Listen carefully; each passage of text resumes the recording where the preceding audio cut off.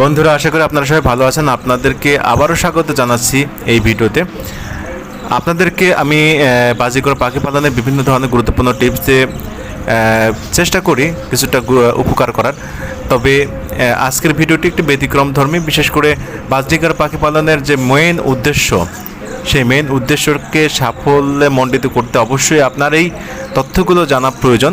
বিশেষ করে বাজিকর পাখি ব্রিডিং পরবর্তী সময়ে যখন বাচ্চাগুলো ডিম থেকে বের হয়, সেই মুহূর্ত খুবই গুরুত্বপূর্ণ। কারণ এই সময়ে বাজিকর পাখির বাচ্চাগুলো খুবই দুর্বল প্রকৃতির থাকে, আর এই দুর্বল বাচ্চাগুলো সবল হতে অনেকটা সময় লাগে। বাজিকর ফিমেল মেল পাখি যথাক্রমে তারা চেষ্টা করে বাচ্চাগুলোকে বিভিন্নভাবে খাইয়ে তাদেরকে পরিপুষ্ট করতে। তবে আপনাদের খেয়াল রাখতে হবে, যেহেতু বাজিকর মেল বা ফিমেল পাখি খাঁচার মধ্যে, তারা তো খাবার তৈরি করতে পারবে না বা কালেকশন করতে পারবে না, আপনাকেই দিতে হবে। তাই এই সময় আপনাকে খেয়াল রাখতে হবে প্রয়োজনীয় গুরুত্বপূর্ণ ভিটামিন সমৃদ্ধ খাবার এবং অসুখ বিসুখের দিকে খেয়াল রেখে যে প্রকার ওষুধ সেবন প্রয়োজন সেগুলো আপনার সংগ্রহ করতে হবে এবং প্রয়োজন সাপেক্ষে সেগুলোকে ব্যবহার করে পাখিগুলোকে স্বাস্থ্যসম্মত উপায়ে বের তুলতে হবে। তো বন্ধুরা, বিশেষ করে বাজিকর বাচ্চা যখন জন্ম নেয়, সেই মুহূর্তে খুব গুরুত্বপূর্ণ ভূমিকা রাখতে হবে আপনাকে, যেটা হলো হাঁড়িকে পরিষ্কার পরিচ্ছন্ন রাখতে হবে। অর্থাৎ সবগুলো ডিম ফুটে যখন বাচ্চা বের হবে, সেই মুহূর্তে আপনি বাজিকর পাখির যে হাঁড়ি, সেই হাঁড়িটিকে আপনি পরিষ্কার পরিচ্ছন্ন করবেন। এরপর প্রতি 10 দিন অন্তর অন্তর মিনিমাম আপনি এই বাজিকর হাঁড়ি পরিষ্কার করতে হবে। কারণ হাঁড়িতে প্রচুর পরিমাণ বিষ্ঠা জন্ম নেয়, বিষ্ঠা জমে যায়, আর এই বিষ্ঠা থেকে বিভিন্ন প্রকার রোগ জীবাণু তৈরি হয়। আর যখন তরল প্রকৃতির বিষ্ঠা তৈরি হয়, তখন বাজিকর বাচ্চাগুলো এই বিষ্ঠার মধ্যে হাবুডুবু খেয়ে মৃত্যুবরণ করতে পারে। এখানে কৃমি জন্ম নিতে পারে, আর বিভিন্ন ধরনের বিশেষ করে পেটের অসুখ হতে পারে। কারণ যখন এই মল বাজিকর বাচ্চাদের পেটে যাবে, তখন পাতলা পায়খানা বা ডায়রিয়ার মতো বিভিন্ন ধরনের সমস্যা দেখা দিবে। এরপরে বন্ধুরা, যে বিষয়টা খেয়াল রাখতে হবে, আস্তে আস্তে যখন বাজিকর বাচ্চাগুলো বেড়ে উঠতে থাকবে, তখন আপনাকে বিভিন্ন ধরনের খাবার, বিশেষ করে ভিটামিন সমৃদ্ধ ভিটামিন বি কমপ্লেক্সের মতো যে আছে আপনার ওষুধ আছে, এটাকে পানির সাথে মিশিয়ে দিতে হবে।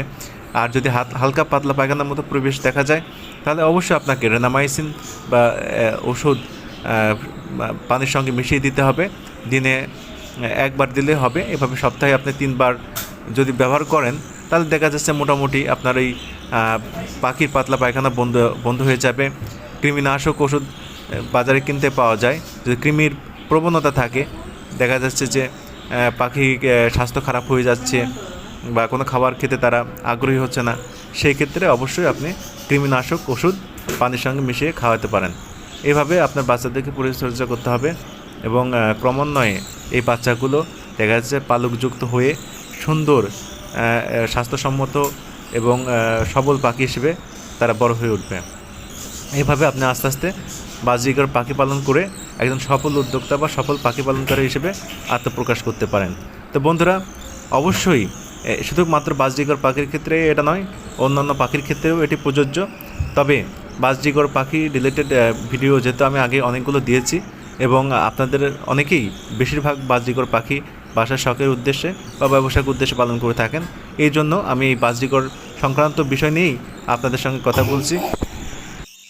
বাজিকর পাখির বাচ্চার বয়স যখন 15 থেকে 20 দিনের মতো হয়ে যায়, অর্থাৎ বাচ্চাগুলো নিচের থেকে কিছু খাওয়ার মতো একটা অবস্থায় চলে আসে, সেই মুহূর্তে আপনাকে কি করতে হবে, হাঁড়িটি নামিয়ে ফেলতে হবে। হাঁড়ি থেকে বাচ্চাগুলোকে বের করে একটি বড় থালার মতো বা মানে মাটির তৈরি এক ধরনের প্লেট পাওয়া যায়, যেটাতে আপনি নামিয়ে দেবেন কিছু খাবার, ওটার মধ্যে দিয়ে বাচ্চাগুলোকে সেখানে রেখে দেবেন। দেখা যাচ্ছে বাচ্চাগুলো ওই খাবার খাওয়ার চেষ্টা করবে, আস্তে আস্তে তারা নিজেদের খাদ্য খেতে শিখবে।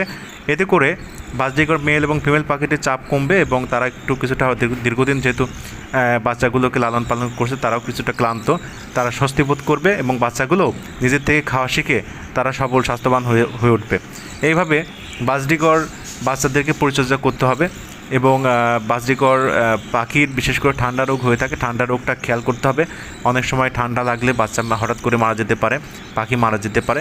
অনেক সময় বাজরিগর পাখি ঝিমাতে থাকে, নাক দিয়ে শ্লেষার মতো বের হয়, অনেক সময় মানুষের মতো হাঁচি কাশি দিতে থাকে।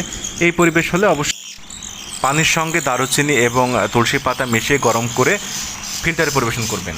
বন্ধুরা, এই ছিল। যদি ভিডিওটি ভালো লেগে থাকে বিন্দুমাত্র অবশ্যই সাবস্ক্রাইব করে সঙ্গে থাকবেন।